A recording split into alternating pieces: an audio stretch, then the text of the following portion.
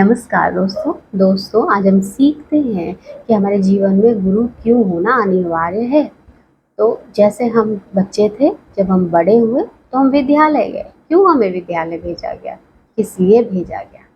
जिससे हमें लिखना पढ़ना है। क्यों लिखना पढ़ना है? ताकि हम समाज में उठ बैठ सके, हम बात कर सके, कैसे बात करना है, कैसे हिसाब करना है, कैसे पता है होना चाहिए कि दुनिया में कितने देश हैं, कितनी नदियां हैं, कहाँ से किस चीज़ का कारोबार होता है। हमें हर तरह का ज्ञान हो, इसलिए हमें विद्यालयी शिक्षा दी जा रही है। जो गलत है, बिल्कुल नहीं गलत है, क्योंकि हम ये ज्ञान अर्जित कर रहे हैं और फिर हम अपने आगे पढ़ा के या इससे संबंधित कुछ कौशल को सीख के आगे सर्व कर रहे हैं। तो हम सीख रहे हैं, सर्व कर रहे हैं। तो क्या सिर्फ और सिर्फ विद्यालयी शिक्षा से हम आगे बढ़ रहे हैं? हमारे जीवन में तो बहुत सारे तत्व हैं। सिर्फ धन है तो सब कुछ है? हाँ, धन बहुत महत्वपूर्ण है, पर सिर्फ धन के माध्यम से हम आगे बढ़ पाएंगे?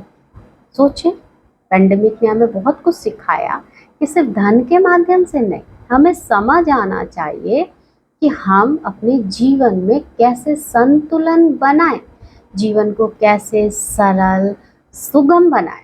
तो यदि चाहते हैं जीवन को सरल और सुगम बनाना, तो हमें गुरु अनिवार्य है।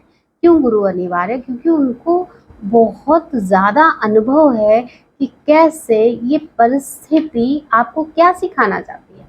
जब हम स्कूल में थे, विद्यालय में थे, हमें हर अध्याय के बाद हमारी परीक्षा ली जा रही थी। क्यों परीक्षा ली जा रही थी? ताकि हमें पता चले, मूल्यांकन हो सके कि हमें कितना प्रतिशत अध्याय याद हुआ, कितना प्रतिशत अध्याय हम अपने जीवन में शामिल करने वाले हैं। इसलिए हमारी परीक्षाएं होती थी, तो हम एग्ज़ाम देते थे। पर जब हम देते थे तो हम ये भी सोचते थे कि कब ये परीक्षाएं ख़त्म होंगी।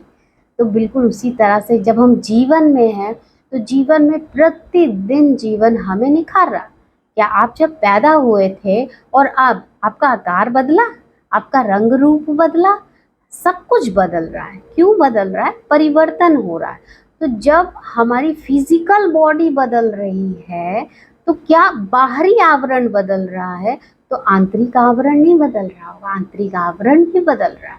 आंतरिक आवरण के साथ साथ दिमाग में मनोवेग, संवेग, इमोशंस, ये नहीं बदल रहे, ये भी बदल रहे हैं। इनको कैसे संभालें? हमें ये तो बता दिया गया कि 1+1=2 होता है, पर दिमाग में यदि एक रिश्ता ऐसा है और एक उसके विपरीत है, इसको कैसे संभालें, इसको कैसे मैनेज करें? क्या मैं पूरी तरह से सही हूँ या सामने वाला पूरी तरह से सही है? कौन सही है, कौन गलत है? इस सही गलत के चक्रव्यूह से कैसे निकले? क्या मुझसे जीवन में कभी कुछ गलत हो गया तो उस गलत को ही पकड़ के पूरा जीवन निकाल देना चाहिए? इन सब समस्याओं को कैसे सुलझाएं, कैसे हर दिन सरलता को महसूस करें, कैसे हर दिन को पूरी शिद्दत से जिए, हर दिन नया उपहार बन के हमारे जीवन में आए, कैसे हम इस जीवन को सार्थक कर सकें। तो इन समस्त प्रश्नों के उत्तर हमारे गुरुओं के पास होते हैं। तो चाहते हैं, विद्यालयी शिक्षा बहुत ज़रूरी है। क्यों? क्योंकि हमें लाइफ स्किल्स सीखने हैं, हमें जीवन में बने रहना है, हमें भोजन चाहिए, हमें अपने आप को सुरक्षित रखने के लिए घर चाहिए, हमें हर तरह की सुख सुविधाएं चाहिए जिससे कि हमारा जीवन सरल बने। पर जब ये सब चीज़ें आपके जीवन में आ गई, तो अब इन सब के साथ कैसे तालमेल बिठाएं, इन सब के साथ कैसे आपसी संबंध मधुर बनाएं, इसके लिए हमें गुरु की आवश्यकता पड़ती है। तो गुरु फिजिकल फॉर्म में बहुत सारे गुरु जी हैं, पर आपके लिए कौन गुरु है? जब आप ध्यान करेंगे, मेडिटेशन करेंगे, आवाहन करेंगे, तो आपके लिए जो गुरु है वो स्वयं आपको उपलब्ध होंगे, आपको ढूंढनी नहीं पड़ेगी। जो आपको बताएंगे जीवन बहुत प्यारा है, जीवन को इस दृष्टि से भी देखा जा सकता है, ये समस्या नहीं है, ये तो आपको चमकाने का ईश्वर का तरीका है। इस तरह से आपको प्यार से बड़े कठिन माहौल से बाहर निकाल के लाएंगे, वो है गुरु। आपको उम्र के हर पड़ाव पे एक हंसता खिलखिलाता बचपन प्रदान करेंगे, वो है गुरु। तो विद्यालय भेजना, माँ बाप जब बच्चा गर्भ में ही आता है निर्धारित कर लेते हैं कि इसको कौन से विद्यालय में भेजना है। क्यों? ताकि उसका फ्यूचर सिक्योर हो सके। तो उसी तरह से आप सब का ये ड्यूटी बनती है, हम सब की ये ड्यूटी बनती है कि गुरु की शरण में जाएं, उनसे पूछें कि कैसे संतुलन बनाऊं, कैसे समायोजन बनाऊं, कैसे आज के दिन को बहुत ही खुशहाली से जीऊं। तो आज से एक प्रयास, सुनने का प्रयास, समझने का प्रयास।